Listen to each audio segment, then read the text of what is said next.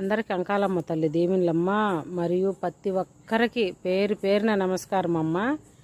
ఎందుకంటే నేనేమి ఇన్స్టాగ్రామ్లో పెట్టినా కూడా ఫలానేటి కావాలి అని వెంటనే మీరందరూ రియాక్ట్ అయ్యి మేము తీసిస్తామని ముందుకు వస్తాను కాబట్టి మీకు పేరు పేరున నమస్కారము. చూడమ్మా, అమ్మవారికి చిన్నది మంచం చేయించాను చూడండి. ఇది సోఫా, దీనికి అన్నీ కవర్లు అవన్నీ మళ్ళీ చేస్తానంటే ఇప్పుడు రెడీ చేశారు ఈరోజు ఆచార్యుల వారు.